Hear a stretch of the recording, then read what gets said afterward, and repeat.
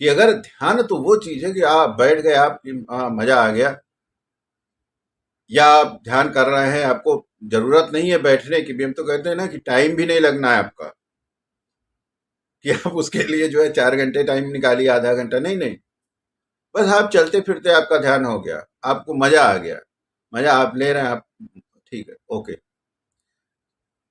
तो ये जो चीज है, ये चीज आपको नहीं मिल पाई, तो आपने ध्यान छोड़ दिया।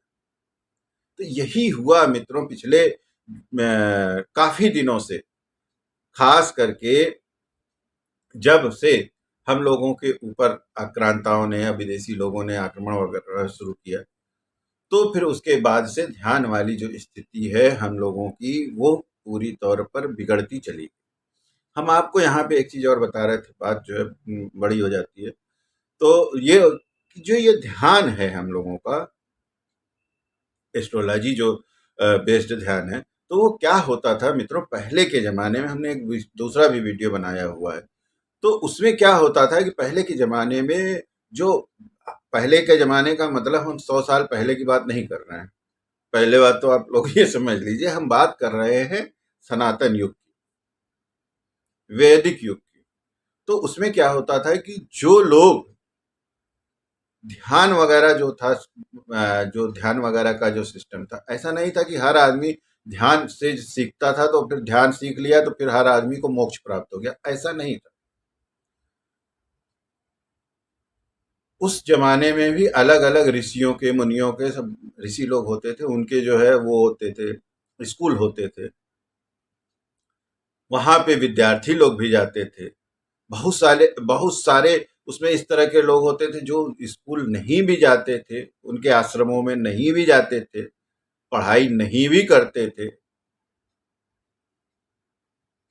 लेकिन जो ऋषि मुनि होते थे, जो गुरु लोग होते थे, जो आश्रमवासी होते थे, वह भिक्षा मांगने के लिए ही सही।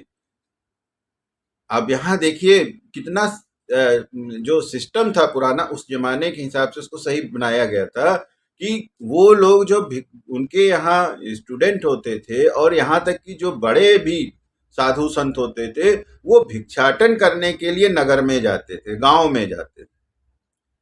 तो जब भिक्षा लेने के लिए आप नगर में जाते थे, और विभिन्न अलग अलग तरीके के सब घरों में जाते थे, तो उससे क्या होता था कि वो एक कनेक्टिविटी बनी रहती थी आश्रम की, प्रबुद्ध लोगों की, और जो सामान्य जन होता था उनकी। बात समझिएगा। तो उनके जो दुख होते थे, जो उनके सुख होते थे, जो उनके कष्ट होते थे, वो आश्रम वालों को पता होते थे कि यार इस घर, वहां केवल भिक्षा मांगना ही उद्देश्य नहीं था, वो एक कनेक्टिविटी का भी उद्देश्य था।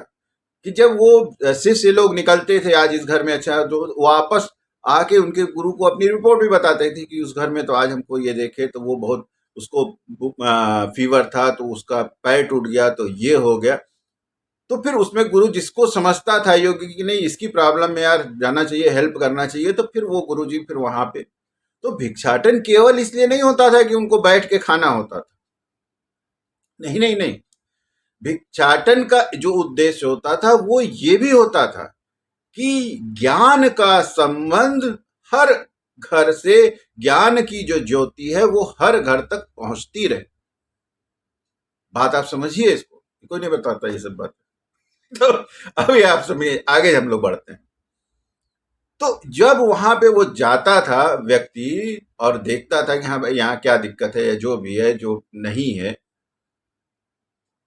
यहाँ तक कि जो उसका राजा होता था नगर का, जो सेठ होता था, जो कोतवाल होता था, सारे जो अधिकारी वर्ग होते थे, सब गुरु जी के यहाँ आश्रम में जाते थे।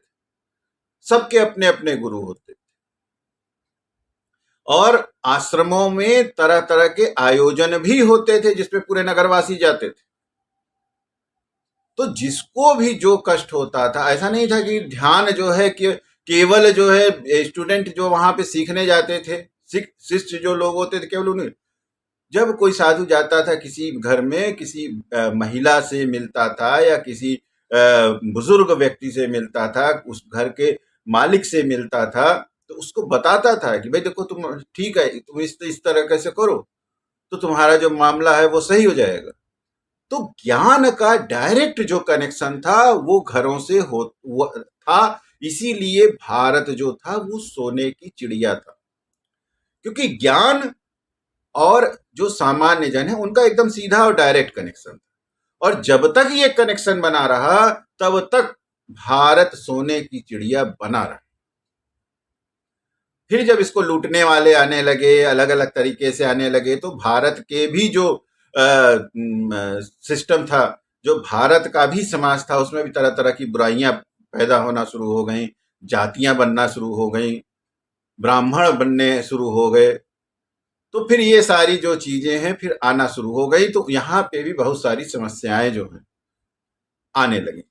लेकिन उसके पहले तक, जब तक भारत दुनिया में सोने की चिड़िया था, ज्ञान का संबंध जो था वो सीधा हर घर के साथ। तो ये जो ध्यान मेरा है, और उसमें आपको एक चीज और बता दें यहाँ पे कि जो लोग सीखने जाते थे, स्टूडेंट जो जाते थे सीखने गुरुओं के यहाँ, तो गुरु जो होते थे स्टूडेंट को पहले समझ लेते थे कि हाँ इसका क्या मामला है, ये क्या कहाँ तक हम इसको ले जा सकते हैं।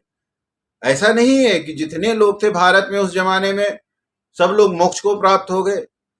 मोक्ष एक टारगेट होता था, हर आदमी का अल्टीमेट गोल होता था लाइफ का। लेकिन ऐसा नहीं कि हर आदमी उस समय मोक्ष को ही प्राप्त हो गया, नहीं, नहीं हो सकता।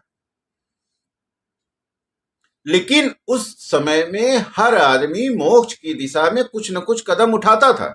मोक्ष ये नहीं कि एक ही दिन में आपको प्राप्त हो गया।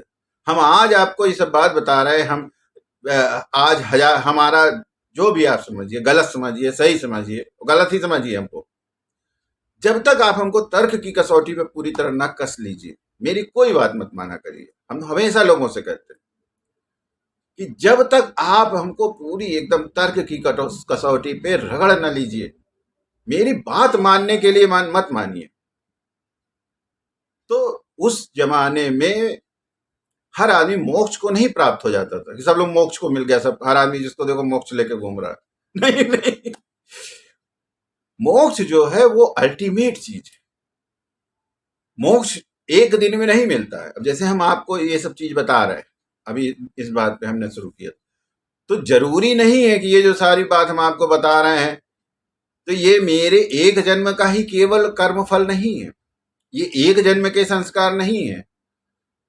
हो सकता है कि हम पिछले कई जन्म से इसको प्रयास कर रहे हों, तब हम आज जो है लोगों को बता रहे हैं कि नहीं भाई तो देखो ध्यान ये होता है, इस तरीके से चलो करते हैं, ध्यान इस तरह से किया जाता है।